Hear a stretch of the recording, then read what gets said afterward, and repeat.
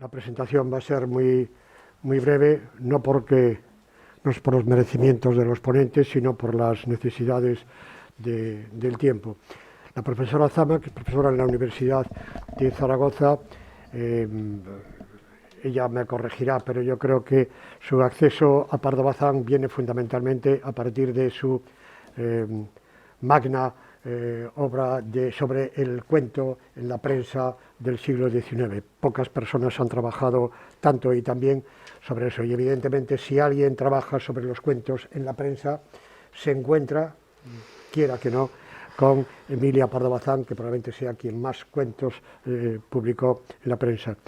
De ahí que las aportaciones de Ángeles Ezama siempre han ido enfocadas por esa parcela y también por la obra de Emilia Pardo Bazán como representante de la escritura de mujeres, que también es otro tema sobre el que ella ha publicado varias monografías, autoras no solo como doña Emilia, sino como Avellaneda, o una escritora menos conocida, pero que esta tarde tendremos ocasión de conocer un poco más, María Viñals, a quien Emilia le enseña su ciudad en el paseo que vamos a tener esta tarde.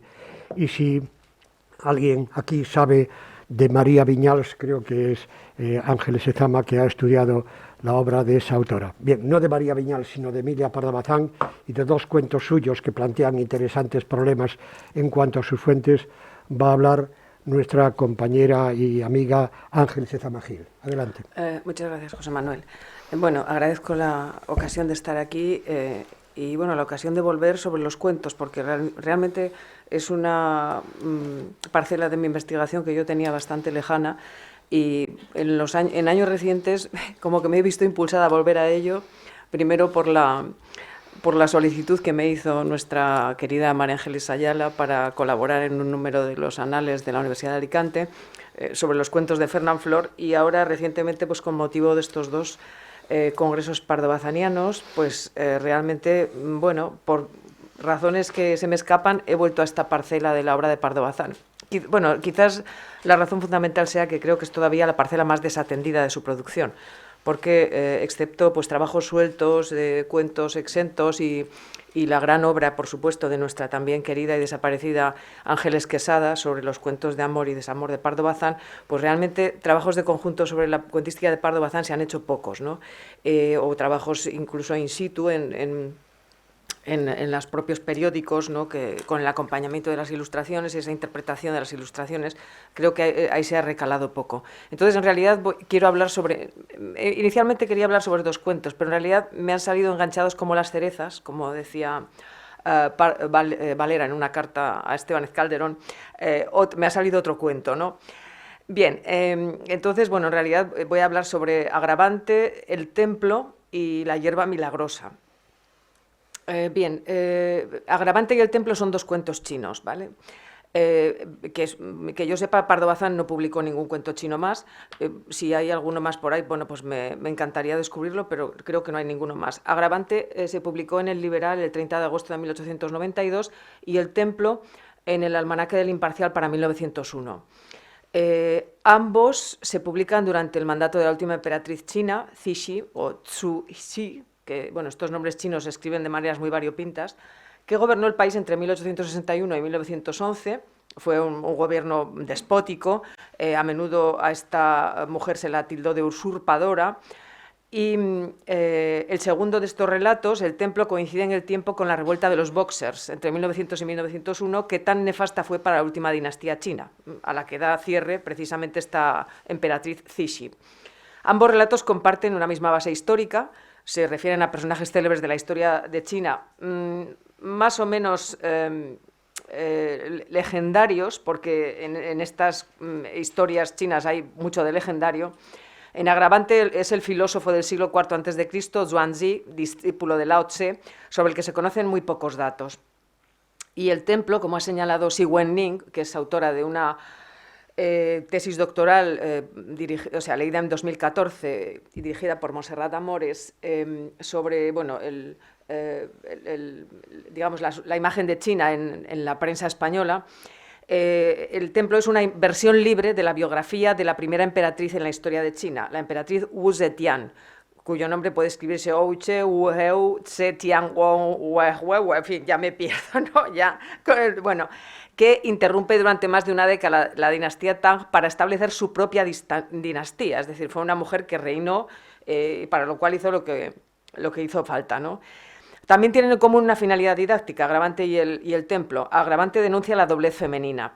Dice el texto de Pardo Bazán: no castigo tu inconstancia, que solo a mí ofendes, le dice el filósofo a su mujer, sino tu fingimiento, tu hipocresía, que ofende a toda la humanidad. Es decir, que frente al ejemplo previo, que es el del abanico, que comentaré, el ejemplo que se ofrece con la historia de Agravante es que digamos, superior en ofensa moral, ¿no? Porque ofende a toda la humanidad. El templo, por otra parte, es interpretado por Ning en clave política, comparando la situación de la China del siglo XVII con la española contemporánea. El trágico desenlace del Imperio chino es una advertencia para los españoles, una condena de la clase dirigente y un llamamiento regenerador para el futuro de España. Esta lectura parece bastante verosímil en el momento en que se publica, teniendo en cuenta la inclusión, además del relato, en la colección Cuentos de la Patria. Sin embargo, el sesgo que confiere la escritora a su versión de la historia, en este segundo caso, en el templo, en mi opinión, dejaría en un segundo lugar esta lectura, la lectura política, para privilegiar la espiritual.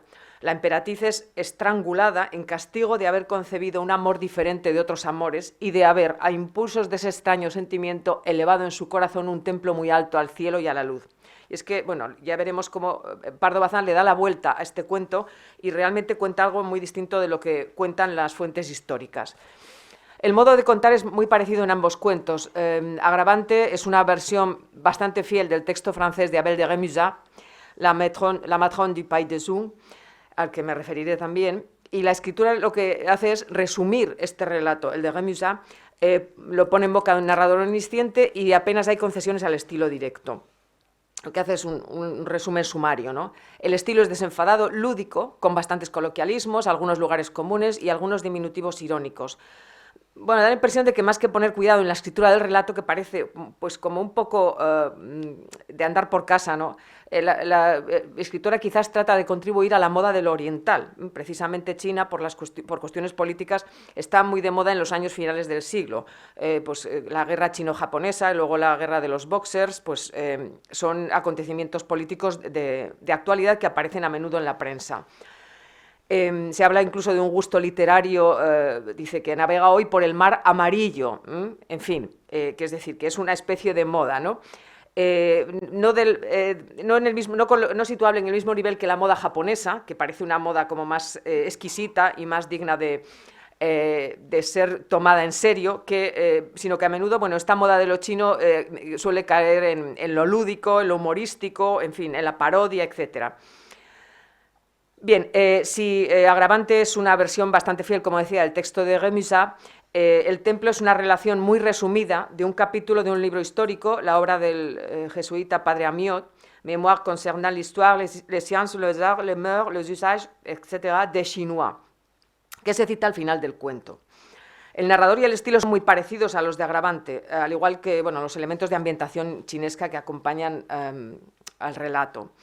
Bien, entonces, bueno, como decía, en este último texto, en el templo, la autora hace una labor de recreación que mucho más importante que en Agravante. En Agravante se limita, bueno, a resumir, a traducir del texto francés, pero no hay una sustancial alteración del texto original. Hay algunos cambios, pero poco relevantes. Sin embargo, el templo, que inicialmente es una historia basada en una emperatriz con un marcado perfil político, que es una mujer artificiosa, cruel, bárbara, así la llama el Padre Amío, mujer inteligente, cultivada, que se puso a sí misma el sobrenombre de emperatriz celeste. Bien, fue una mujer realmente conocida por su crueldad. Durante su reinado se cometieron numerosos crímenes para tratar de allanar su camino hacia el trono, ¿no? Entonces, por ejemplo, decía el Padre Amío, hizo perecer a más gente, ella sola, que lo que hicieron perecer los emperadores más crueles. Devastó la casa imperial por el exilio, la prisión y la muerte.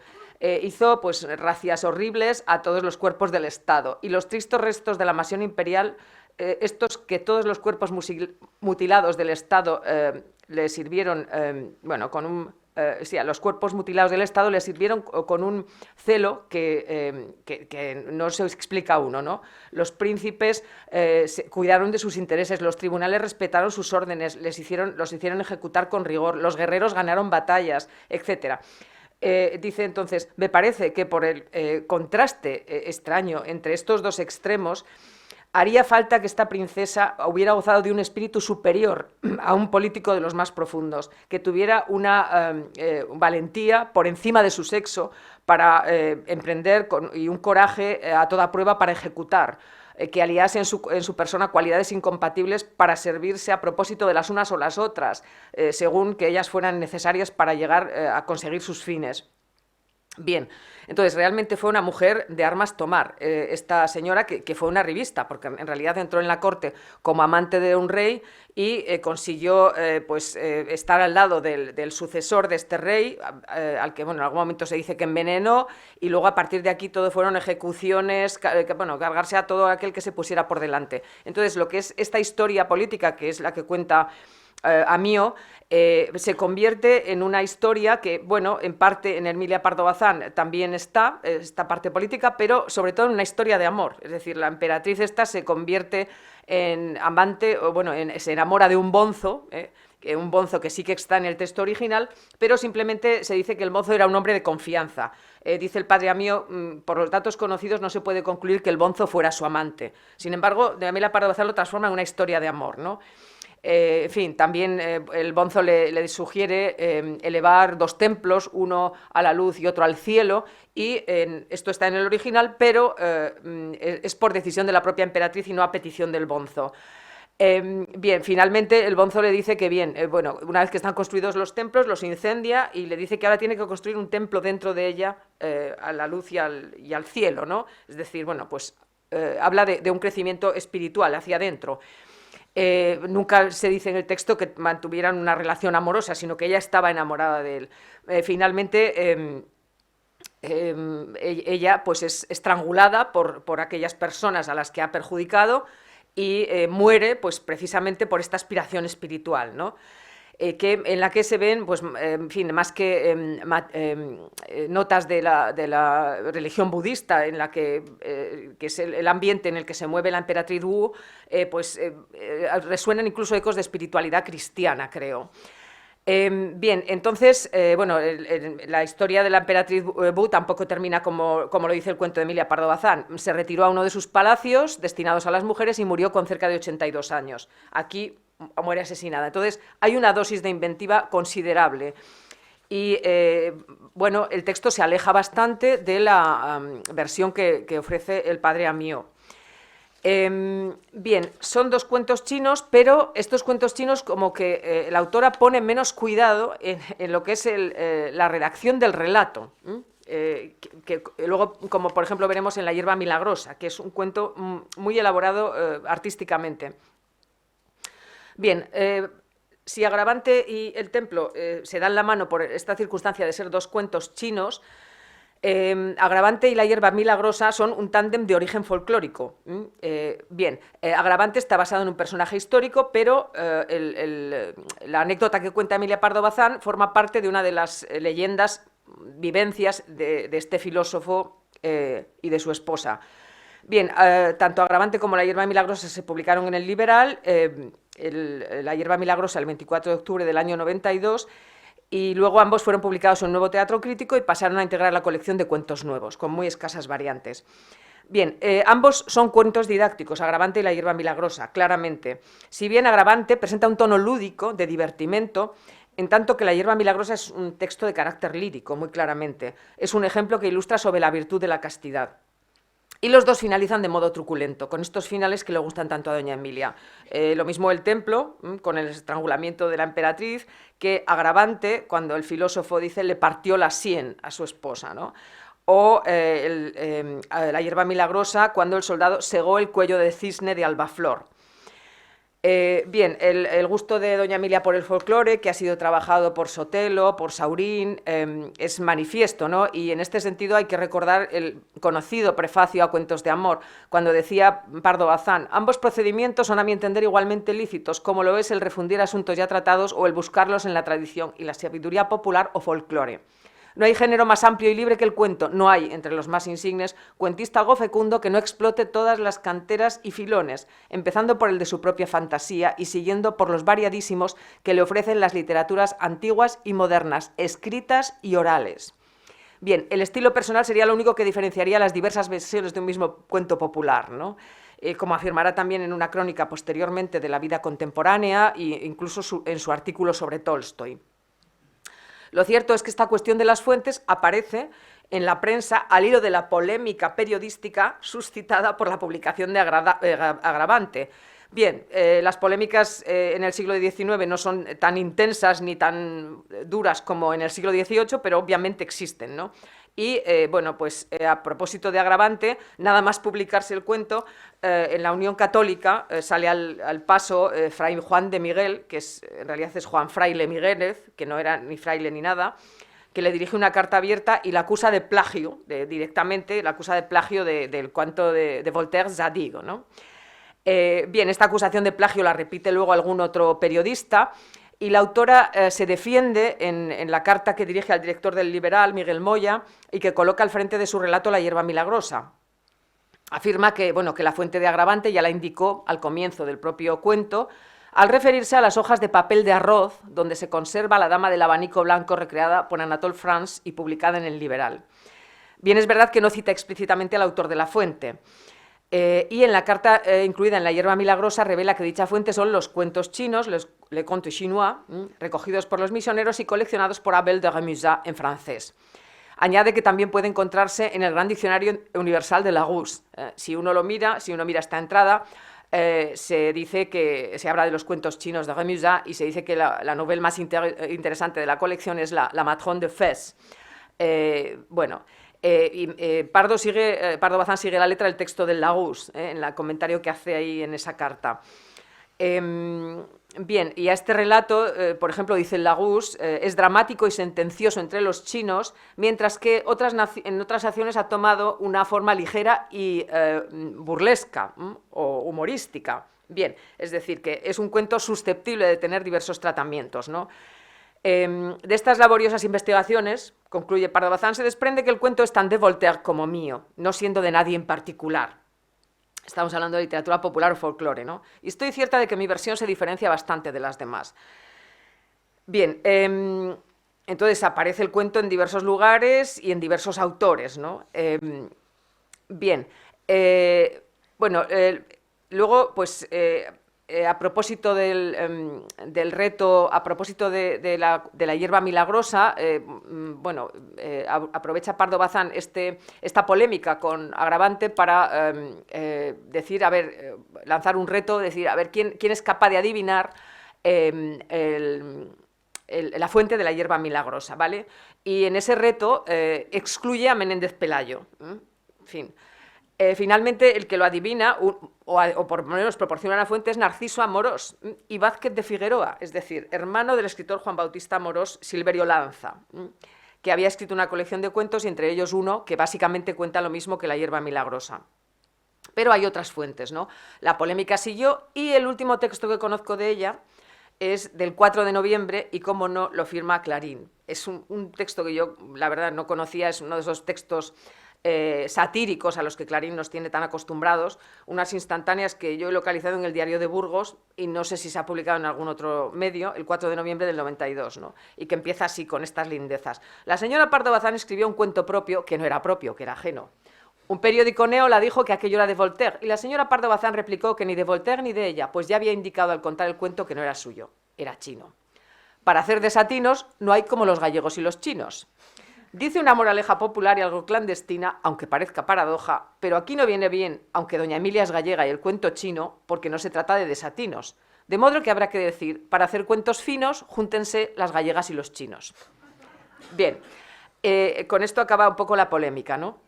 Bien, lo cierto es que Agravante es, digamos, el pendant de La dama del abanico blanco, que publica Anatole France bueno, unos años antes que Pardo Bazán, y que se publicó en El Liberal antes que el cuento de Pardo Bazán, aunque se había publicado ya antes en La Justicia el 8 de agosto de 1889. Es decir, que tiene unos años de existencia esa versión castellana del cuento de France.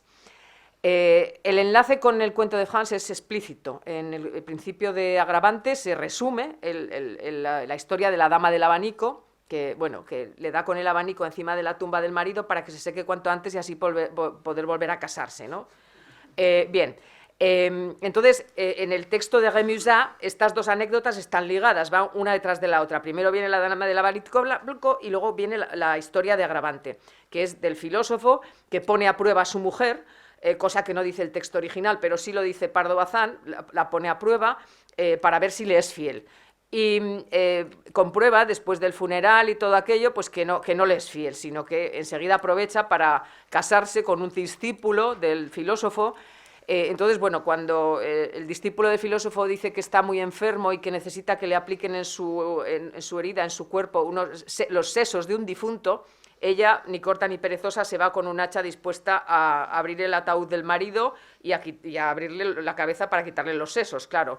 Entonces el marido sale detrás de un árbol. En el texto original el difunto está en el salquey, en el ataúd, ¿no? Y bueno, le da con el hacha y se levanta, ¿no? Bien, y entonces el marido descubre la historia de su mujer, dice que la han puesto a prueba entre ella y su discípulo, y lo que hace es coger el hacha y partirle la sien, ¿no?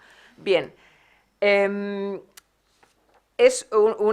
que hace es resumir el texto de Rémusat, pero, en fin, con no demasiadas innovaciones, aunque algunas hay, ¿vale?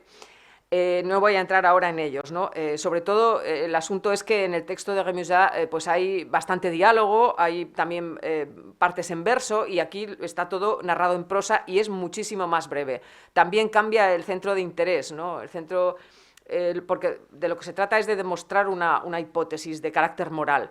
El episodio central en el texto de Pardo Bazán es la noche nupcial, que no es tan relevante, yo creo, en el conjunto en el texto de Rémusat. Y al final también cambia, es decir, en el texto de Rémusat la mujer se suicida, avergonzada por su acción, se cuelga de una viga.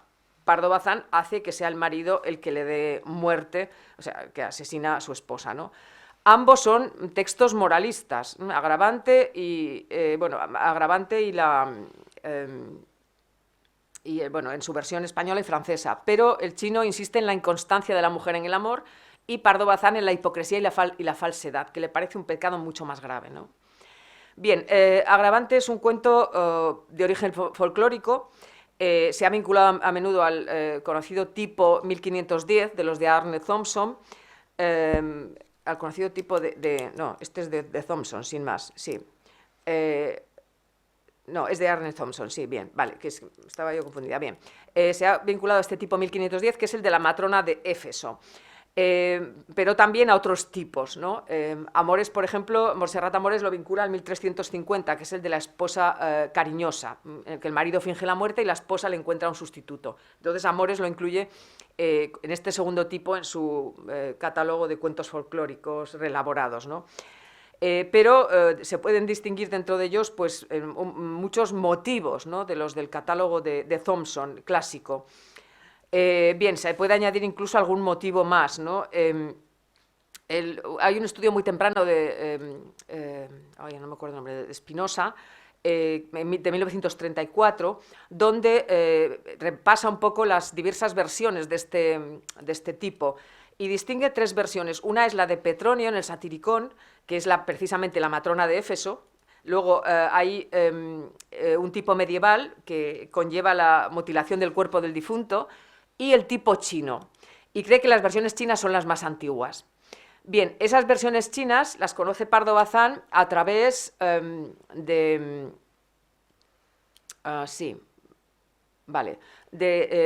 Rémusat, pero hay una versión anterior que es la del padre Duhalde, Du Halde, o Du Halde, no sé cómo se pronuncia, un jesuita que escribió una descripción histórica de China en 1735. Bueno, en la que colaboraron distintos jesuitas y demás. Entonces, básicamente la fuente es Rémusat, pero la historia del padre, contada por el padre de Ugalde, antes que Rémusat, o sea, casi, vamos, más de un siglo y medio después, es básicamente la misma. Hay muy pocas diferencias entre estas dos versiones. Bien, luego la hierba milagrosa, por último, es también un relato de origen folclórico. Las diferencias o las fronteras entre lo histórico y lo legendario son mucho más difusas que en Agravante. El cuento se apoya en motivos folclóricos, aunque este es un extremo que nadie ha señalado y es bastante obvio que tiene un cariz folclórico este relato. Por ejemplo, pues sobre todo de la clasificación de Thompson, el de 965, planta mágica, de 978, hierba mágica, o por ejemplo el de 1344.5, un ungüento mágico que vuelve invulnerable, o el de 1387, un objeto mágico que preserva la castidad. Es decir, sabemos que la doncella Albaflor, para preservar su castidad, lo que hace es engañar al soldado y decirle: yo conozco una hierba que, aplicándosela a la parte del cuerpo que sea, te hace invulnerable. Y ella dice: voy a probarlo conmigo misma, ¿no? Yo voy a aplicarme la hierba aquí, tú vas y lo pruebas, me pasas la espada y ya verás cómo no pasa nada. Sí, le pasa la espada y por supuesto la decapita, ¿no? Pero es una historia que tiene un cariz folclórico, como digo, muy claro. Estos motivos se recogen no solamente en el catálogo folclórico o de textos, de testimonios orales de Thompson, sino también en fuentes literarias. Y para eso lanza Emilia Pardo Bazán un reto literario en la prensa, a ver quién es capaz de decirle una fuente española en que se cuente esta historia, ¿no?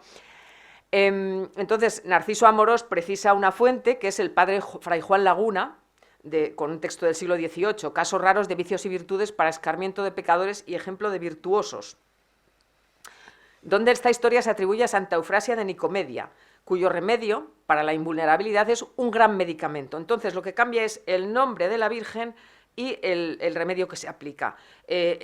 Claro, variantes, versiones diversas apuntan hacia ese origen folclórico indudablemente. Esta fuente del padre Fray Juan de Laguna es de 1763, pero probablemente la primera fuente sea de Re Uxoria, de Francesco Barbaro, un texto de 1415, donde la Virgen italiana Brasilla da Durazzo es la protagonista y el objeto mágico es un ungüento. Porque, dice Emilia Pardo Bazán, cuando Narciso Amorós identifica una fuente, la del padre Laguna, le dice que haga constar públicamente qué autor español refiere en pocas líneas y de hierba, no de ungüento, el caso de que yo saqué mi cuentecillo. Es decir, que le pide un detalle que varía mucho en las diversas versiones del texto.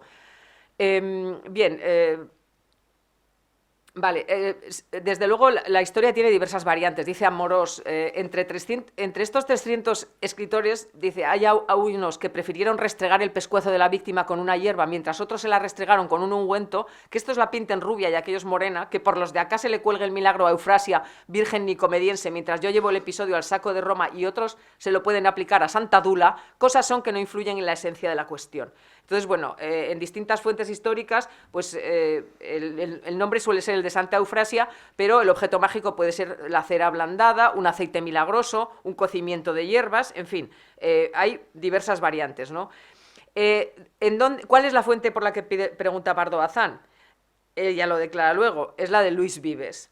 Y sabemos que en la Biblioteca de la Mujer, tomos esto, ella edita el Tratado de las Vírgenes de Vives, donde aparece precisamente en el apartado de la castidad y de los modelos dignos de imitarse, esta historia, ¿no? Que lo he comprobado. Entonces, es Brasilla de Durazzo, el personaje al que alude la versión pardobazaniana, y el objeto mágico es una hierba.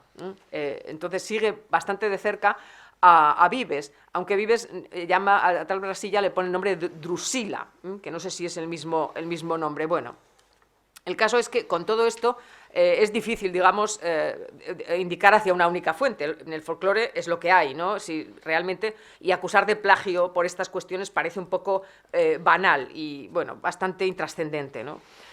Bien, y vale.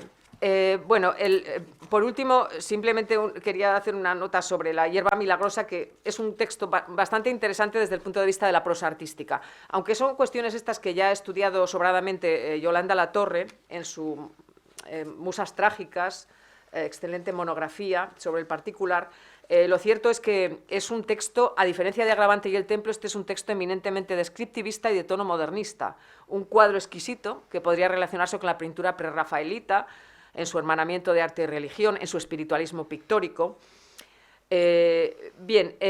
Aquí hablamos de una geografía pictórica, la que podría encontrarse en la pintura flamenca o prerrafaelita, y también tenemos que hablar de santidad, ¿no? La santidad, Albaflor es un personaje santo, rodeada toda ella desde su nombre del color blanco, que es un símbolo, un emblema de su castidad,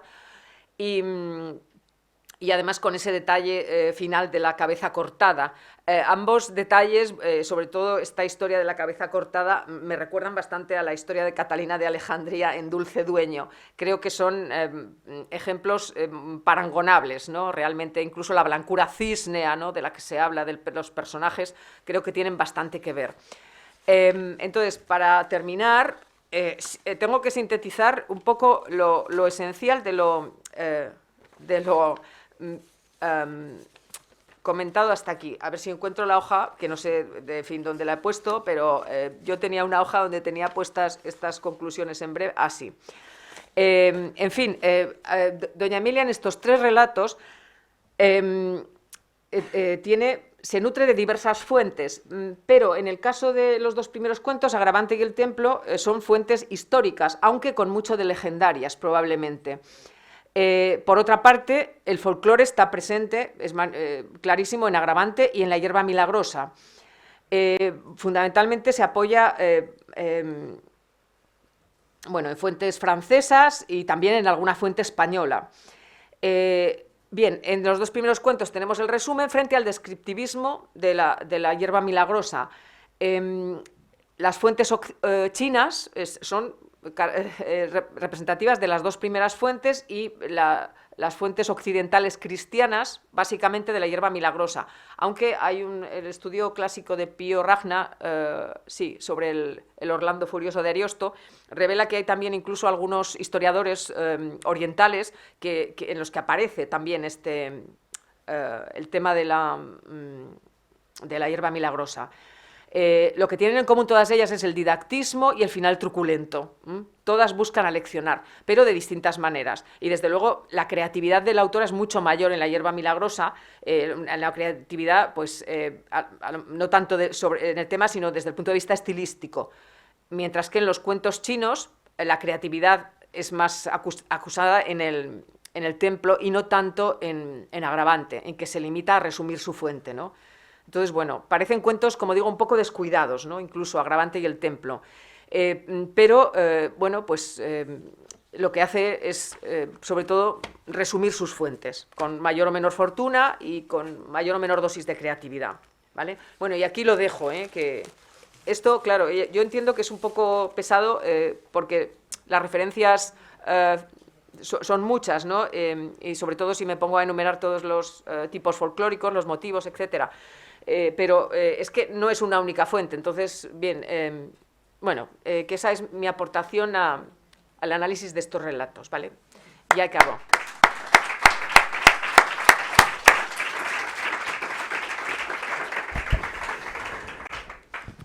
Muchas gracias, profesora Ezama.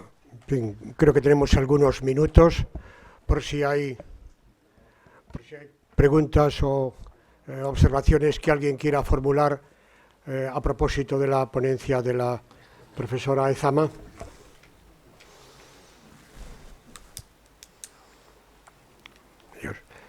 Yo solo quería plantear o no, sugerir quizá, puesto que como has mostrado hay clara utilización de determinadas fuentes publicadas con fecha anterior a la publicación de los cuentos, cabría la posibilidad de verificar si esos libros, si esas ediciones están en la biblioteca de doña Emilia. Al menos el catálogo que hasta ahora hay publicado es el de los libros que están aquí. Estamos a la espera del catálogo de los que están en Meirás, pero no sé si has visto en el catálogo, no lo si alguno, no en todo lo caso, compro. ahí entre los libros que hay en el muestrario hay algunos ejemplares del catálogo de la biblioteca que hay aquí en la academia. Entonces, a lo mejor podemos verificar que esa fuente está ahí. Incluso, si tienes más tiempo, no es la primera vez que, verificado que un libro utilizado por doña Emilia está en la biblioteca, uno va al libro y, en efecto, se encuentra al margen o en párrafos subrayados, marcas a lápiz de la autora, que demuestran que, en efecto, consultó ese libro y lo utilizó para algún cuento o para algún artículo. No hay... Sí, la profesora Sotelo. No, que cuando Ángeles decía que los cuentos quizás no han sido suficientemente valorados o estudiados, yo estaba pensando sobre todo a propósito de la violencia en los cuentos, la tesis que dirigió la profesora Hermitas Penas sobre la violencia en los cuentos de Pardo Bazán, que es consultable en red, o sea que no está publicada en libro, pero está consultada. No recuerdo ahora, a pesar de que yo estuve en ese tribunal, y el doctor González Serrán también, y María Ángeles Ayala también, formábamos parte de ese tribunal de tesis, no recuerdo... Ruth Noya. Ah, bien, Ruth Noya. Ruth Noya Taboada. No recordaba su nombre y se lo intentaba preguntar a Hermitas. Además lo utilizo, además, quiero decir, sí, se me ha pasado mencionarlo, pero realmente, pero bueno, habida cuenta el volumen de 640 cuentos y tal, realmente, si lo comparamos con el resto de su producción, creo que está poco atendida esta sección y que se podría, además, enfrentar desde muchas perspectivas. Por ejemplo, esta historia del padre de Laguna, pues lo utiliza para otro cuento que se llama La cabellera de Laura, lo dice además explícitamente en uno de sus escritos. Quiero decir que es que probablemente haya más cuentos con fuentes de los que pensamos, probablemente, porque esa es una forma fácil. Ella, que leía muy bien en francés, pues bueno, pues es una fuente fácil para nutrirse, ¿no? Y además muy aficionada al folclore también, por otra parte, ¿no? Que vete tú a saber si alguna de estas historias no las conocía por otras vías, ¿no? Orales o lo que fuera. Sí, pues gracias, Marisa. Bien, pues entonces levantamos la sesión y a las 4 nos reencontramos aquí.